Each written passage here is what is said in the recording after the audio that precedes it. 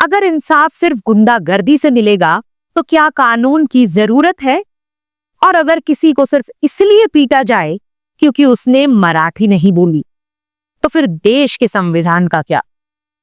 5 जुलाई 2025 महाराष्ट्र के वर्ली में एक ऐसा मंजर दिखा जहां 20 साल बाद दो भाई उद्धव ठाकरे और राज ठाकरे एक ही स्टेज पर आए। और आए भी किस चीज के लिए? मराठी भाषा के सम्मान के नाम पर गुंडागर्दी को न्याय का जरिया बताने के लिए। ये था मराठी विजय दिवस। लेकिन असल में क्या ये विजय थी या महाराष्ट्र की शांति का अंत? अब यहां कुछ बातें गौर करने वाली हैं। सबसे पहली, क्या गुंडागर्दी के बिना सत्ता मिल सकती है? उद्धव ठाकरे के शब्दों में एक गर्जना थी, अगर गुंडागर्दी किए बिना न्याय नहीं मिलेगा तो हम गुंडागर्दी करेंगे। वहीं राज ठाकरे ने तो हद ही पार कर दी, अगर आप किसी को पीट रहे हो तो उसका वीडियो मत बनाओ। ये एक कैजुअल वार्निंग नहीं थी, ये एक खुला ऐलान था कि महाराष्ट्र में अब से कानून का राज नहीं चलेगा, भाषा का राज चलेगा। हिंदी बोलने वाले अपनी जुबान संभालो, वरना थाने में हिंदी न बोलने पर दुकानदारों की पिटाई का वीडियो वायरल हुआ। एमएनएस के लोगों ने मारा, और जब ऊपर से राज ठाकरे का आशीर्वाद मिल गया तो सीधा सिग्नल चला गया, मराठी बोलो नहीं तो पिटाई खाओ। क्या गुंडागर्दी करना वोट जीतने का नया फॉर्मूला है? क्या एक पुरानी राजनीति को दोबारा जगाने की कोशिश हो रही है? क्या राजनीति का मतलब सिर्फ भाषा और मारपीट रह गया है? वहीं दूसरी ओर फडणवीस की खामोशी में क्या राज छुपा है? इस पूरे हंगामे में एक चेहरा छुपा रहा, और वो था देवेंद्र फडणवीस। ना कोई बयान, ना कोई प्रेस कॉन्फ्रेंस, लेकिन इस खामोशी में एक गेम प्लान है। फडणवीस जानते हैं ये लैंग्वेज वॉर जितनी भड़केगी उनका पॉलिटिकल ग्राउंड उतना मजबूत होगा। फडणवीस मराठी आइडेंटिटी और हिंदी स्पीकिंग लोगों के बीच एक बैलेंस रखते आए हैं।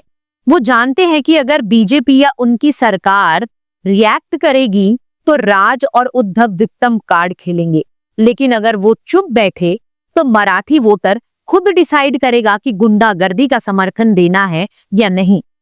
और हिंदी भाषी जनता जो सड़क पे नहीं उतरेगी लेकिन बैलेट बॉक्स में अपना गुस्सा जरूर दिखाएगी। डीएमसी इलेक्शंस के लिए ये साइलेंस एक स्मार्ट पोजीशनिंग है। फडणवीस को पता है कि ये लड़ाई भाषा से ज्यादा सोच और संस्थान की है। वहीं तीसरा पॉइंट है, क्या ठाकरे ब्रदर्स वोट बैंक जोड़ पाएंगे?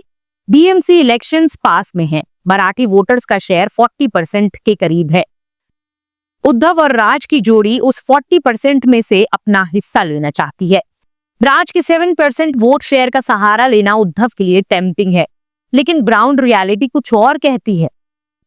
राज के वोट उनके कैंडिडेट्स के पर्सनल नेटवर्क और लोकल स्ट्रेंथ पे डिपेंडेंट है। एमएनएस का अभी तक कोई हार्डकोर वोट बैंक नहीं बना। शिवसेना यूबीटी का वोट शेयर 2009 के 16.3% से घटकर 2024 में 10% रह गया है। एमएनएस 1.6% पे सिमट चुकी है। शिवसेना का इलेक्शन चिन्ह शिंदे के पास है, नेता भी उसी के पास है। उद्धव राज अलायंस को कुछ टीवी हेडलाइंस तो मिल सकती हैं, पर क्या वो बूथ लेवल पर कन्वर्ट होगा, इसमें शक है।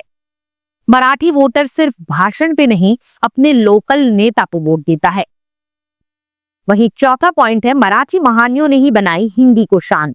ये बात भूलनी नहीं चाहिए कि हिंदी और मराठी का रिश्ता टकराव का नहीं बल्कि एकता का रहा है। मराठी महानायकों ने हिंदी को सिर पर बिठाया है। शिवाजी महाराज ने हिंदवी स्वराज्य का सपना देखा। भूषण जैसे हिंदी कवि उनके दरबार में थे। अहिल्याबाई होलकर ने हिंदी भक्ति गीत समर्थित किए। तिलक, सावरकर, अंबेडकर सबने हिंदी को राष्ट्रीय एकता की भाषा माना। डॉक्टर अंबेडकर ने खुद हिंदी को संविधान में स्थान दिलाया। तलुस्कर ने हिंदी भजन और हिंदुस्तानी संगीत को बढ़ावा दिया। महाराष्ट्र में हिंदी कोई आउटसाइडर नहीं है, वो तो उसी धरती का एक हिस्सा है। आज महाराष्ट्र की सड़कों पर जो हो रहा है वो सिर्फ एक लैंग्वेज वॉर नहीं है, ये एक पॉलिटिकल डेस्परेशन का प्रदर्शन है। पर देश का संविधान ये नहीं सिखाता। भारत में हर भाषा का अपना सम्मान है। हिंदी पे वार करके ना तो मराठी को ऊंचा किया जा सकता है और ना ही वोट बैंक बनाया जा सकता है। फडणवीस जैसे खिलाड़ी ये सब जानते हैं। उनकी खामोशी एक ऐसी चाल है जहां वो अपने ओपोनेंट्स को अपने ही स्टेटमेंट्स में फंसा रहे हैं, और जब वक्त आएगा वो सीधा नतीजा बैलेट बॉक्स में देंगे। जब जब भाषा को हथियार बनाया गया है, देश के नागरिकों ने उसे नकार दिया है, और इस बार भी देश का सबसे संवेदनशील राज्य महाराष्ट्र शायद यही सबक सिखाने को तैयार है। तो ये था पूरा मामला। डायलेटिक्स पर हम सिर्फ खबर नहीं लाते, हम लाते हैं सोच की क्रांति। अगर ये वीडियो आपके दिल को छू गया हो तो लाइक करें, शेयर करें और चैनल को जरूर सब्सक्राइब करें, क्योंकि अगली क्रांति का पहिया यहीं घूमेगा।